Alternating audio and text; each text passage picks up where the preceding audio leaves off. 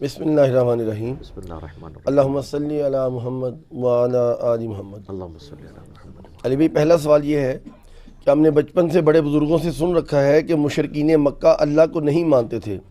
اگر ایسا ہی ہے تو نبی کریم صلی اللہ علیہ وآلہ وسلم کے والد محترم کا نام عبداللہ کیوں تھا؟ یہ بالکل جھوٹ ہے کہ مشرکین عرب اللہ کو نہیں مانتے تھے، وہ اللہ کی نہیں مانتے تھے، اللہ کو تو مانتے تھے۔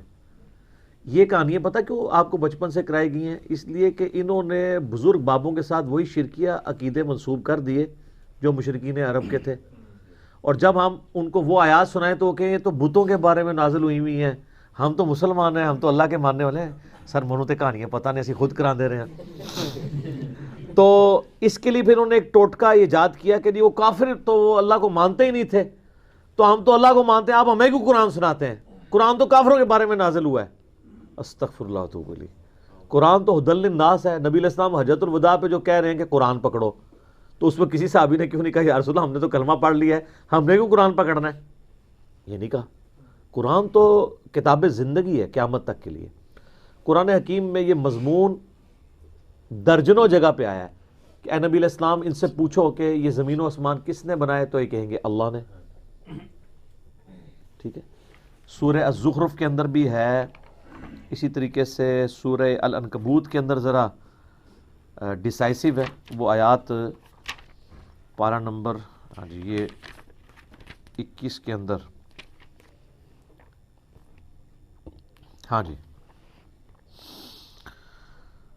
آیت نمبر ہے 61، سورۃ العنکبوت پارہ نمبر 21۔ وَلَئِن سَأَلْتَهُم مَّن خَلَقَ السَّمَاوَاتِ وَالْأَرْضِ، اے نبی اگر آپ ان سے سوال کریں کہ کس نے پیدا کیا آسمانوں اور زمین کو، وَسَخَّرَ الشَّمْسَ وَالْقَمَرَ، اور سورج اور چاند کو کام میں لگایا، لَيَقُولُنَّ اللَّهُ، تو یہ کہیں گے اللہ نے۔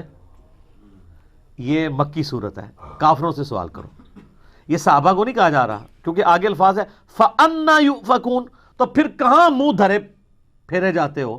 جب مان رہے ہو تب اس اللہ کو مانو نا۔ تو یہ صحابہ کو تو نہیں کہا گیا، وہ تو اللہ کو مانتے تھے۔ اللہ یبسط الرزق لمن یشاء من عبادہ ویقدر لہ، اللہ ہے اپنے بندوں میں سے جس کے لیے چاہتا ہے رزق کشادہ کر دیتا ہے، جس کے لیے تنگ۔ ان اللہ بکل شیء علیم، بے شک اللہ تعالیٰ ہر شے کو اپنے علم سے گھیرے ہوئے۔ وَلَئِن سَأَلْتَهُم مَّن نَّزَّلَ مِنَ السَّمَاءِ مَاءً، اگر تم ان سے یہ سوال کرو بتاؤ آسمان سے بارش کون برساتا ہے، پانی کون؟ فَأَحْيَا بِهِ الْأَرْضَ من بعد موتها، اور زمین کو اس کے مرنے کے بعد کون زندہ کرتا ہے؟ لَيَقُولُنَّ اللَّهُ، کہیں گے ضرور اللہ ہی کرتا ہے۔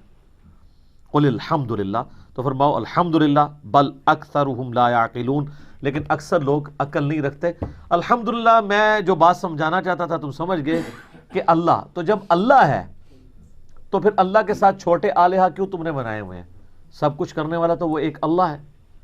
تو وہ اصل میں چھوٹے چھوٹے آلہہ بناتے تھے۔ سورہ الزمر کے سٹارٹ میں ہی آتا ہے، وہ کہتے تھے ہم ان چھوٹے چھوٹے آلہہ کی عبادت اس لیے کرتے ہیں تاکہ یہ ہمیں اللہ کا قرب دے دیں گے، اللہ کا مقرب ہمیں بنا دیں گے، ہمیں اللہ کے نزدیک کر دیں گے۔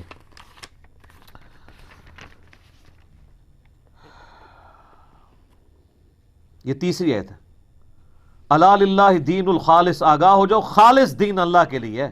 والذین اتخذوا من دونہ اولیاء، اور جو لوگوں نے اللہ کے سوا اور ہستیوں کو اپنا پشت پناہ مانا ہوا ہے، وہ کہتے ہیں ما نعبدہم الا لیقربونا الی اللہ زلفیٰ، وہ کہتے ہیں ہم ان چھوٹے آلہہ کی عبادت بتوں کی اس لیے کرتے ہیں تاکہ ہمیں اللہ کا مقرب کر دیں گے۔ اتنا ہی اللہ ہی ہے جی، اور پیچھے اللہ ہی ہے جی، اللہ پیچھے رہ گیا، بابا آگے آ گیا۔ والعیاذ باللہ تعالی۔ تو ان اللہ یحکم بینہم فیما ہم فیہ یختلفون، اللہ تعالیٰ فرماتا ہے قیامت والے دن اللہ تعالیٰ ان کے اس اختلاف میں فیصلہ کر دے گا جو دنیا میں کیا کرتے تھے۔ ان اللہ لا یہدی من ہوا کاذب کفار، اللہ تعالیٰ جھوٹے کو اور نافرمان کو، سرکش جو باغی ہے، اس کو ہدایت نہیں دیتا۔ اللہ فیصلہ تو کر دے گا لیکن آگے جا کے پتہ نہیں لگے گا، لگ پتہ جائے گا۔ ہمیں تو یہی فیصلہ کرنے کا فائدہ ہے نا، آگے جا کے پتہ لگا تو کس کام کا؟ اگر قیامت والے دن ایک قادیانی کو پتہ چلا کہ غلام احمد قادیانی نے کہانی کرائی ہوئی تھی تو وہ پھر کیا ریکویسٹ کرے گا کہ اللہ ایک دفعہ پھر دوبارہ دنیا میں بھیج دے؟ نہیں، ایسا نہیں ہوگا، ادھر ہی پتہ لگوانا ہے۔ تو وہ اللہ کو مانتے تھے، اس کے ساتھ چھوٹے آلہہ بھی مانتے تھے۔ ایون صحیح مسلم میں آتا ہے وہ یہ پڑھتے تھے لبیک اللہم لبیک، اے اللہ ہم حاضر ہیں، میں حاضر ہوں، تیرے ساتھ کوئی شریک نہیں ہے مگر وہ جس کو تو نے ہی شریک کیا ہے، اور اس کا مالک بھی تو ہی ہے۔ کڈی لمبی کہانی، یہ بھی یہی کہتے ہیں نا کہ بزرگ ہیں، اولیاء اللہ ہیں، ان کی طاقتیں بھی اللہ ہی کی طاقتیں ہیں، سیم وہی چیز۔ باقی میرا جو کلپ ہے نا ریسنٹلی ریکارڈ ہوا ہے، وسیلے کے نام پہ دھوکہ، سر ان کی کہانیاں ساری کنکلوڈ کر دی ہیں اللہ کے فضل سے۔ اس سے پہلے دعا صرف اللہ ہی سے ہے، ریسرچ پیپر بھی ہے، وہ آپ پڑھیں تو آپ کو پتہ چل جائے گا۔ انہوں نے صرف کہانیاں گھڑی تھیں لوگوں کو یہ دھوکہ دینے کے لیے، اور دوسری طرف ان کو میں نے ایسے نا بڑی زبردست پھکیاں دی ہیں۔ یہ جی کافروں کے بارے میں آیات ہیں، بالکل جی۔ تو یہ آئے دن آپ کے جو یہ لوگ ہیں ہر دوسرے بندے کو گستاخ رسول کہہ کے حرامی کیوں کہتے ہیں؟ وہ کہتے ہیں جی قرآن میں لکھا ہوا ہے بعد ذالک زنیم، ولید ابن مغیرہ کے بارے میں جو خالد ابن ولید کا باپ تھا، کافر مرا نا، تو اللہ نے فرمایا اس کی اصل میں خطا ہے۔ وہ کہتے ہیں جی گستاخ رسول حرامی ہوتا ہے، یہ تو قرآن کا فیصلہ ہے۔ اچھا اس صورت میں جب وہ ان کے فرقے کا نہ ہو، اگر ان کا فرقہ چھوڑ دے حرامی ہوتا ہے، واپس آ جائے پھر لالی ہو جاتا ہے،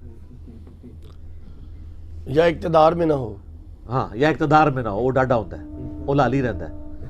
اچھا اقتدار والوں سے کہتے ہیں کہ توبہ ریکارڈ کروائیں، اور دوسرے کہتے ہیں چوک دیو، تھلنے چکا دیتے ہیں۔ تو میں اس میں ان سے سوال کرتا ہوں کہ یہ ولید بن مغیرہ کافر تھا یا مسلمان؟ تو یہ آیت تو کافر کے بارے میں نازل ہوئی ہے، تو آپ 295C کی آڑ میں مسلمانوں کو کیوں حرامی کہتے ہیں پھر؟ تو پھر پتہ آپ کو کیا کہیں گے؟ نہیں جی گستاخ جو بھی ہو نا، چاہے مسلمان ہو یا کافر، اللہ کا تو فیصلہ ہے قرآن میں، یہ اصولی بات ہے۔ تو سر پھر شرک چاہے بابے کے ذریعے ہو یا بت کے ذریعے ہو، ایاک نعبد و ایاک نستعین کی وائلیشن جو کرے گا اس پہ یہ فٹ ہو جائے گی۔ اللہ اکبر کبیرہ۔